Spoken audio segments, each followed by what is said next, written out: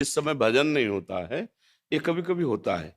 ध्रुवदास जी कहते हैं, कबहू तो थोरो भजन, कबहू होत विशाल, मन को धीरज छुटे नहीं, गहे न दूजी चाल। उपासक ध्यान दे, कभी कभी भजन में मन बहुत लगता है और कभी कभी नहीं लगता है, क्योंकि पूर्वाभ्यास इसका विषयों में रहा है। उस समय होश में रहे। जब भजन नहीं बन रहा तो प्रपंच न करने लगे चार लोगों के बीच में, चलो अब टीवी चलाओ, भजन में तो मन नहीं लगे, चलो मनोरंजन कर लेते, चलो ये फिर तो गाहे न दूजी चाल, दूसरी बात पकड़, भजन नहीं हो रहा, कोई बात नहीं। हम श्यामा जी के हैं, ये ठसक तो है ना, हम हरिवंश महाप्रभु के हैं, हमारे गुरुदेव हैं, हमारे आचार्य हैं, इष्ट हैं। अभी भजन ही तो हो डाला, तुरंत ठसक पे आओ। कुछ भी हो मन, तू मुझे परास्त नहीं कर सकता, मेरे युगल सरकार है ना, मेरी रक्षा अब चिंतन हो रहा, अभी थोड़ी देर में बदल जाएगा मन और भजन में आ जाएगा। हम क्या करते हैं, जहां मन हमारा भजन से हटा तो उसकी मांग के अनुसार हम चलने लगते हैं। वो मांग, मन जीवित जानते हो किससे? विषय चिंतन से, विषय भोगों से मन जीवित है। और जब तक मन जीवित है तब तक प्रेम मार्ग में प्रवेश नहीं पाता। मन मारिया तन बस में कीन्हा, हुआ भरम सब दूर, बाहर से कछ दिखत लाई, अंदर चमके नूर, आपो त्याग जगत में बैठे, नहीं किसी से काम, उनमें तो कछु अंतर नहीं, संत कहो चाहे राम। वो भगवत स्वरूप हो जाते हैं। मन मारा, मन ही मारी तन्हारी के वृंदावन में गाय। मन को मारना सीखना चाहिए। अब मन कह रहा है ये भोग ये भोग, राधा राधा राधा राधा, बहुत बार तुमने जो कहा है अनंत जन्मों में किया, अब इस जन्म में जो गुरुजी कहेंगे वही करेंगे, तेरी एक बात नहीं मान, तू मार, जला मुझे जितना जला, खत्म, उसका अस्तित्व खत्म। पर इतनी हिम्मत नहीं होती, इतना हम दुलार करते हैं मन को कि जो मन चाहता है हम फिर उसी में लग जाते। यार भजन में मन नहीं लगता, बाहर घूमे, कोई ना कोई विषय पकड़ लिए, कोई चिंतन विषय करने लगे, वो जीवित हो गया और बलवान, अब रौंदेगा आपको।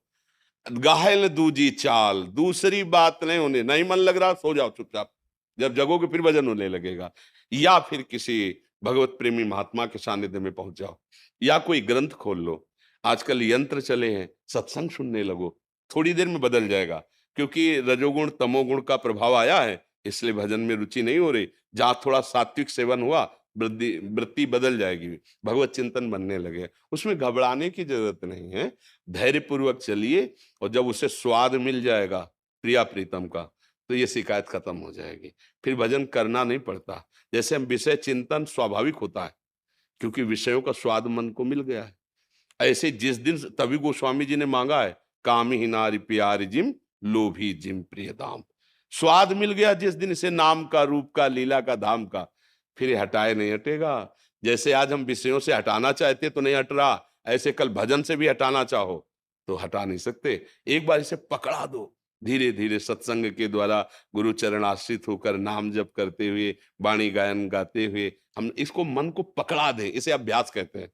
वैराग्य अभ्यास, विषयों का सेवन न करना और अंदर से बार बार भगवत चिंतन का अभ्यास करना, इससे हमारा मन एक दिन ऐसा आएगा, यदि गलतियां नहीं हुई तो वो ज्यादा समय दूर नहीं रहेगा, वो मन प्रिया प्रीतम में तन्मय होने लगेगा। और अगर बीच बीच में इसका मनोरंजन देते रहे, वो लंबा खींच देगा, वो लंबा खींच देगा, सांस न ले पावे। जब हम नई अवस्था के थे, तो एक परमहंस जी थे, ओंकारानंद सरस्वती, तो नई अवस्था में देख करके संतों को बड़ा सुख मिलता है कि ये नया बच्चा अगर भगवान का भजन करेगा, अच्छा महात्मा बनेगा। तो उनका पहले भी घर जाते रहते थे संत महात्मा, वो भी जाते थे, तो उनका, अच्छा तो तुम संत बन गए? उनका, हाँ स्वामी जी, हमारी इच्छा है आजीवन भगवान का भजन। बच्चा, इस मन को मारना बड़ा कठिन है। जैसे काले सर्प को अगर बंदर पकड़ ले तो उसका फना पकड़ के वो ऐसे पेड़ में रगड़ता है, फिर कान में देखता है, सू सू तो नहीं हो रहा, फिर रगड़ता है, मरने पर भी रगड़ता है। ऐसे नाम में, शास्त्र स्वाध्याय में, गुरुजनों की आज्ञा में मन को रगड़ रगड़ के मारते, मन का अस्तित्व न रह जाए, सोई महात्मा।